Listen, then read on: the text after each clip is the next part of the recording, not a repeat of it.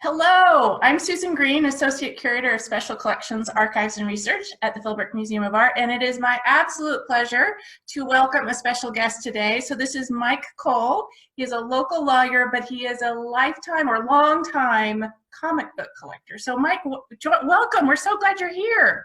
Hey, Susan, how are you? I'm doing great. I'm doing great. So full disclosure, my mother and your wife are really good friends, and I've known you for actually quite some time. I had no idea you had this secret passion, but actually it seems like it's not really a secret passion, is it? It's not so secret. I mean, us nerds are out in the sunlight now, so we can be loud and proud of our comic book passion now, but yeah, growing up, you go to law school and then you come out and you're trying to be a serious lawyer, but you collect comic books was kind of a question back in the 90s. So it hadn't been as popular as it is now, but now we're out there. Well, I'm going to show the view of our exhibition, Tulsa Treasures. So your wonderful wife, Celeste Cole, had submitted, we did a call out for people who had unique collections, and your wife submitted your comic book collection to us. And so this is when I learned about your passion. And in one of our sections, which really explores preserving the past, collections, whether it's Art Deco or music, or toys, so people who collect toys and memorabilia, we included 9 of your comic books, these fantastic images which also have such personal meaning to you. They do, for a variety of reasons. If you look up and you see the Captain America in the top left hand, that issue actually is older than when I started collecting. I was only 2 when that issue came out. But when I started collecting when I was about 12, my parents bought that comic for me. It was about 10 years old at the time. So it was one of the first kind of really important, serious comic books. Yeah. And my parents were trying to encourage something, you know. Right. So I've kept that one forever. Condition is always an issue in every collection. Mm-hmm. So if you look at that Captain America up close, you'll see it's a little worn because when I was 12, I read it and read it and read it and read it. So, but I will always keep that. I will never get rid of that one. So the Iron Fist. So first, tell us how you started collecting. So what hooked you with comic books? We were going on a cross-country driving trip, 77, 78. And you got to remember, there's no cell phones, there's no internet. This is, it's a completely different world. No satellite radio. You had to go county to county, city to city to try to find a radio station. It was a miserable drive at the time. And we stopped at a mom and pop gas station in the middle of nowhere. And what they used to have is they'd have a spinning metal rack that had the comics stuck in it going up. And there was a spinning metal rack of some comic books. And so I picked out 4 or 5 comic books. They were only 35 cents a piece at the time, I think. And read them on this boring trip. And that started me. And then we'd get them, at the time you got them at the 7-Eleven or at the grocery store. They used to sell them a lot at the grocery store so I was having to figure out which way, but I got hooked on the stories. Just loved reading them. And there are a variety of stories from what is classic literature that they've made into comic books, the Spider-Man, X-Men, just a whole variety. Right, the sci-fi. And I just never stopped. And then I love that your parents helped you along, that they bought comics for you, searched out comics. I mean, they were helping you with your passion. Well, I think, and they were also encouraged that I was reading. I hadn't really found anything really for me to do at the time. So when I started reading, it was an interest. I was reading, and I think they noticed that as I started reading more and more comic books, I was also going ahead and reading the National Geographic and the encyclopedias and other classic books. And it was reading was a strong point for me by the time I got to middle school and high school because I'm just reading all the time. But I was reading lots of other things because I've been reading comic books, you know. Right, absolutely. So Captain America is one of the earlier ones, still in your lifespan, but was bought when you were about 12. Tell me about the other ones. Well, if you look at, for example, the Iron Fist, and down below the one called the Cat. Yeah, I love the cover of the Cat. That's these early 70s comics. For some reason, you get just a vibrant, beautiful cover art. Cover art on comics today is really, really important. You can get, they now will sell the same comic book with a variety of covers. They call them variant covers. They have one regular cover and several variant covers. And the variant cover comic books can be more valuable than just the regular. Back in the day, I have several comic books that, do you remember TG&Y? Oh, yeah, sure. Yeah, there was one at Utica Square, if I remember correctly. There's one in Edmond, and you would get, they would have these 3-pack of comics in a little bag. And I always thought that they were knockoff comics. They weren't so cool, but I hadn't seen that issue. I don't have that issue. I don't know where I'm going to find it, so I'd get it. And it would have a different mark on the cover, Whitman or some other different mark that was different from the newsstand issue. Yeah. I always thought it was, growing up, I always thought these are knockoffs. This isn't legit. Well, come to find out now, those issues that are a little different are variants. And variants weren't a big deal then, but they are now. So those issues are actually more valuable now than the regular comic book. So sure, because they'd be more rare. Right. So the cover art's really, really important. And from the 70s, for some reason, you get these vibrant colors, the great art. It's just wonderful to look at. It is like all motion, all energy, all drama, spectacle. Right. You just don't seem to get the same. For example, the Cat is next to Captain Marvel. Yeah. And that Captain Marvel is 4 or 5 years old. It's illustrative because if you look at comics from even 10 years ago, every female superhero is voluptuous, cut down to here, scantily clad, voluptuous, long, you know, they're all like that. Well, they've shifted out of that finally. So Captain Marvel and the new Spider-Woman and different things, and the Black Widow are more form correct. They're not all scantily clad, that sort of thing. But you can kind of compare the two covers. The Cat, there's more color. It's much more action oriented. The Captain Marvel cover is a great cover, but for something there's just, you know, it's like almost they've lost something in the current covers. And up above, if you want to go right up above it, you've got Red. That's a first appearance of Red Wolf, who's Marvel's first Native American hero. Right. That one's from the middle one's from the 70s, and the Red Wolf to the right's about 5 years old. And it's a good cover. It's kind of an abstract art cover, but there's just a difference. There is a difference.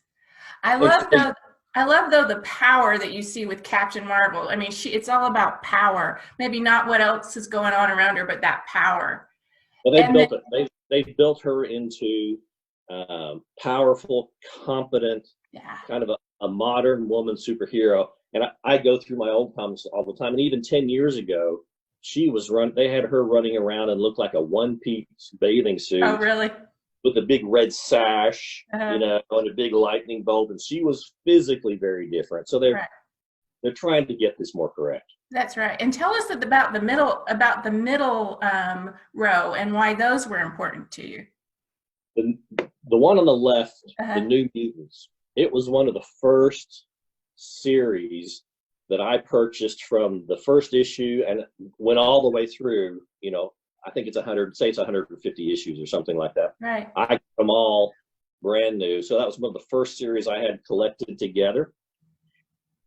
And it's got a Native American hero, which was very different. Sunspot, the guy who is the figure that's silhouetted in black with yellow around him, is a South American character. He's actually brown. So and there's another character in the back who was Asian. So that was a little bit different. But that one's interesting because a lot of these are becoming movies now. Yes. And the the new Mutants movie is supposed to come out this year or next year. They keep talking about it. Mm-hmm. But that one's special to me because I'm having a whole series of a comic is Right. kind of a big deal in comic book collector issues. So that was the first series where I purchased every month, 1 through 150, and have the whole series and the annuals and different things like that. Absolutely. And it has what we now call a diverse cast. It has comics characters who come from a variety of backgrounds, from a variety of places across the world. Right. Marvel was a little progressive in that. You've heard of the X-Men? Yeah.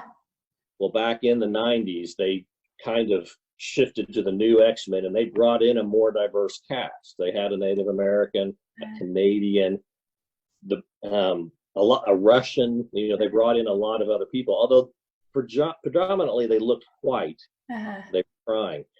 The other big push now is we finally have gay and lesbian characters. That was a big deal for the last 10 years. But the X-Men, Marvel's been more progressive than DC. DC's problem is so many of their stock characters, Batman, Superman, Wonder Woman, started so long ago. It's hard. You can't suddenly make Superman black, but they have. There are they call them Elseworld stories and other dimensions and other things where they bring in and the Superman from that dimension or that universe is black, or so they've done a lot of that. They've also brought in a whole series of characters that are Asian. So there is an Asian man who's known as Superman in China, and Batman and a Wonder Woman. So even DC's doing it, but it's hard to when your characters are so old from the 30s and 40s. Right. You can't just change those characters wholesale, so they have to get more creative. Right. There's sort of the canon built around them, so they have to. They can change the world around them, but some of them have to stay the same.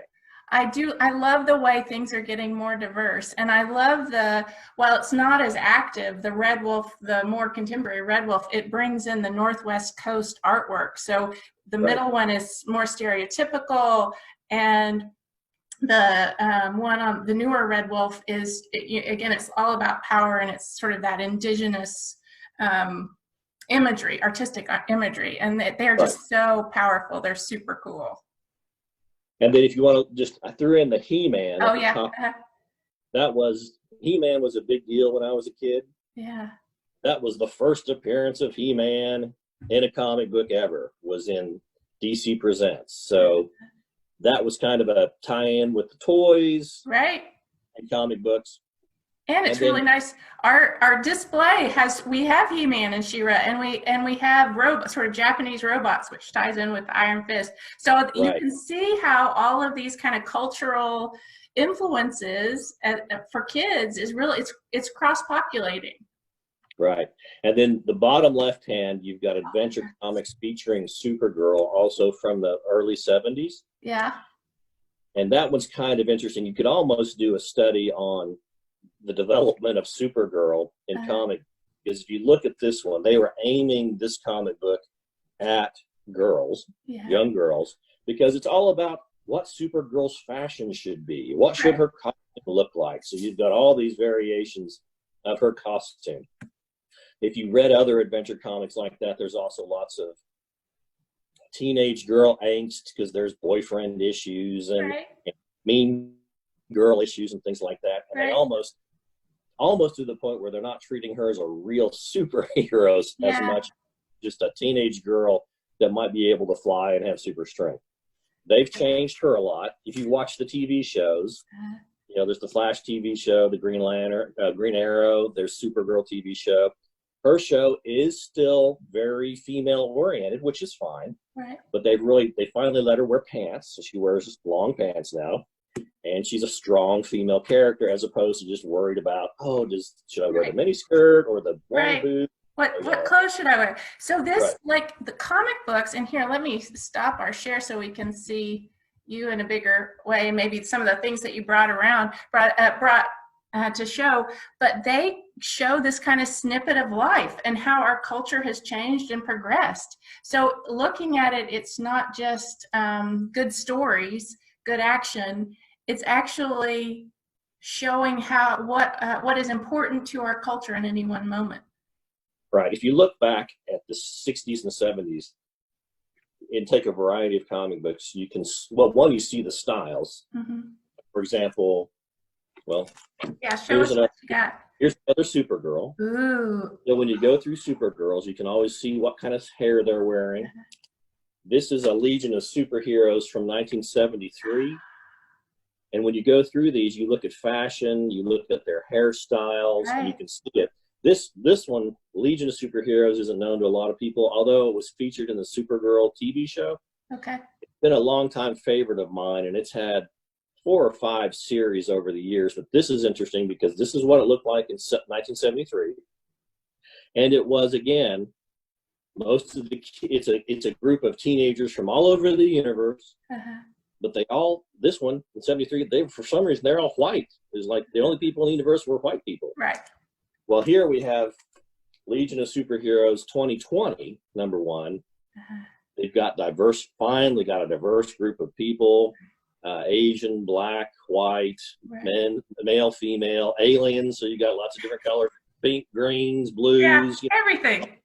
Everything, finally. And you've got predominantly, you also see, what do you see behind Superboy? Who do you see? I see just a ton of people. Right there. Okay. Uh-huh. Pattern Girl. Okay.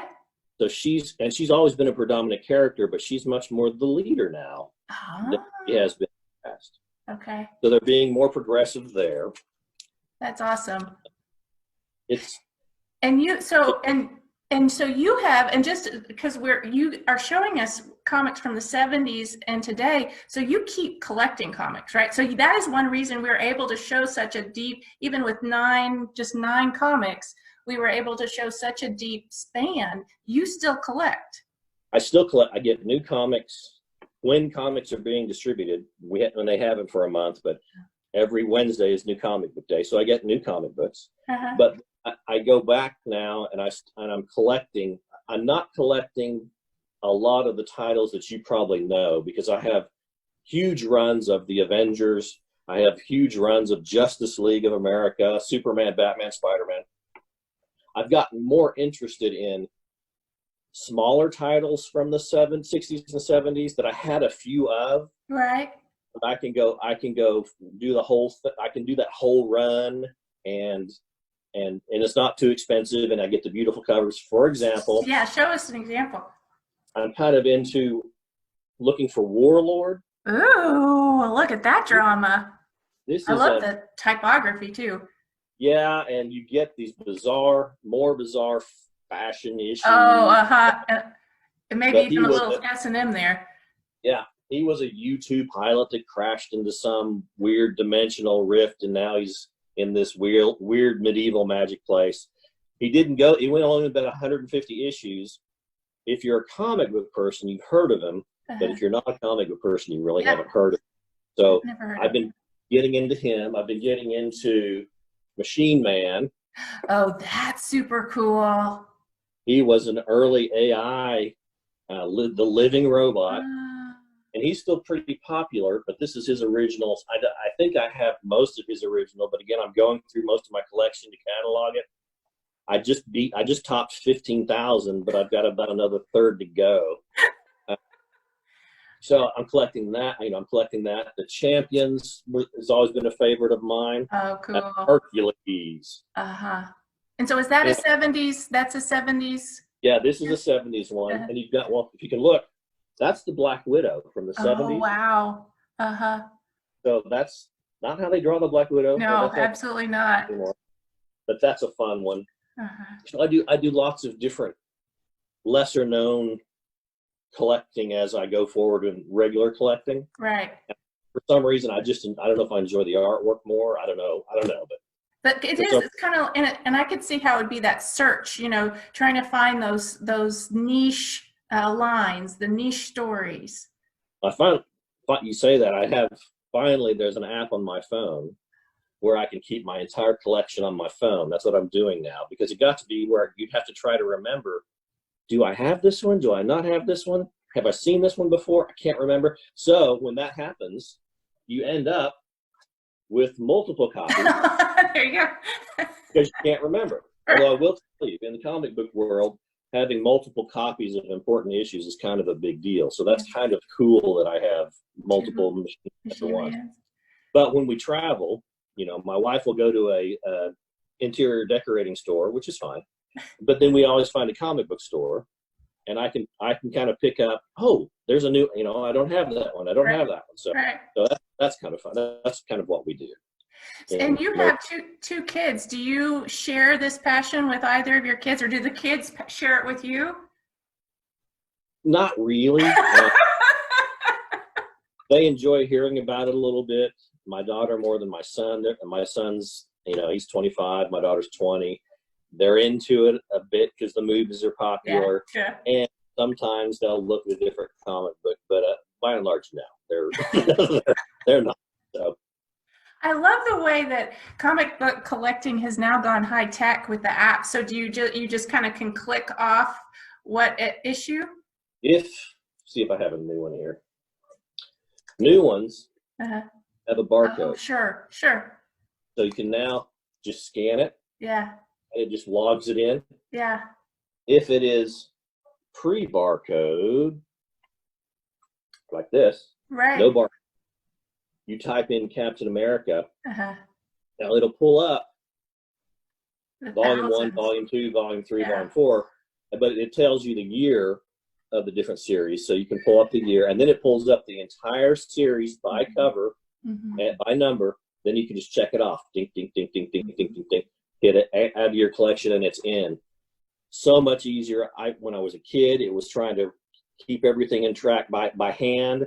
And if you found another one, you had to pencil in. That's right. If you skipped one, I had to pencil that one in. And then it was when we got word processors before computers. I had a word processing list for a while, but then you had to go back. And it's been a real pain to try to keep track. But finally, with these apps, it cost me $15, and I've used it like you wouldn't believe. Yeah. So.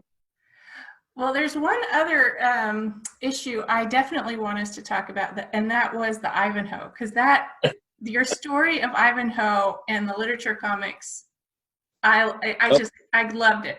Okay, so Marvel does a Marvel Classic Comics series, and by classics they meant classic literature. So there's like Ivanhoe, there's Red Badge of Courage. Oh, wow. Yeah. There's Time Machine. Oh, that's a super cool cover too. Show that again. That's a really good cover. Oh, wow. They also have, Moby Dick and Hunchback of Notre Dame and just all this stuff. So in the 9th grade, I was in like some honors English class in Edmond, Oklahoma, and we were supposed to be reading Ivanhoe.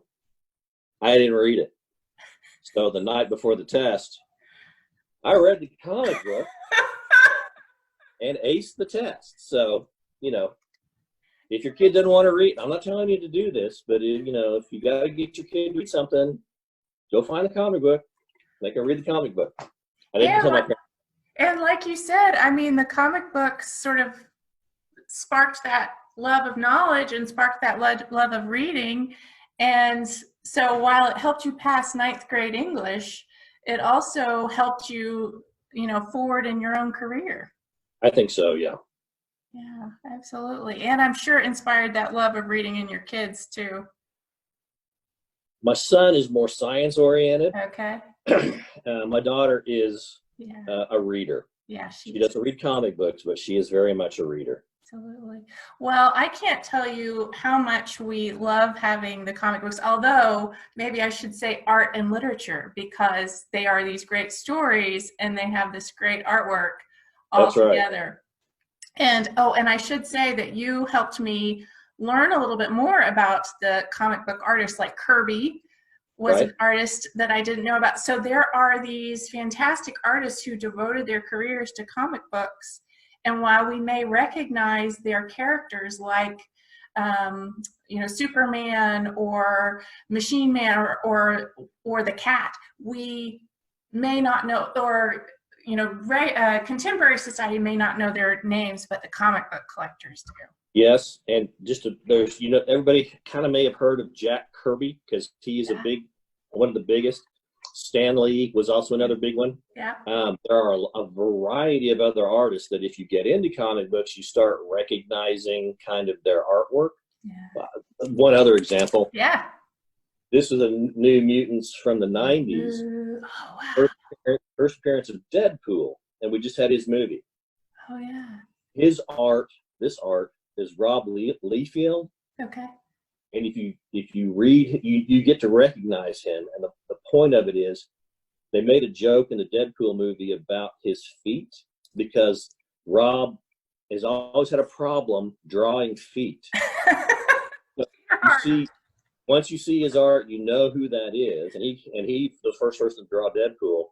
But they throw these things into movies that you may not get, but I got it because I knew artists draw feet very well. So that's true. See, you get all the insider knowledge. Well, I was so impressed with your collection, your knowledge, the depth of it all. And so you have 15,000 catalog now, and that you still have a third to go, you said. Right. I think I'm going to fall when I finally get it all cataloged in, probably about 27,000 issues, I think. Uh-huh. And it's still growing. So, yeah. Unfortunately, it's a little unwieldy right now. It takes up a lot of space. It does, but and something else that I thought was really amazing and impressive is that you read each one. So you've read all of these comics, and the comics from your early life, you said you read over and over and over again. Right. So that's part of the problem cataloging is I'll open a box that I haven't looked in for 20 years. Uh-huh. And if I sat down to just catalog it, I could probably be done in a couple hours. But I'm like, oh yeah, and then I'm rereading all these comic books over and over again because I haven't seen them in 20 years. So. Yeah, it is definitely a passion, and I am so grateful that you've shared them with us and that you've shared them in our exhibit.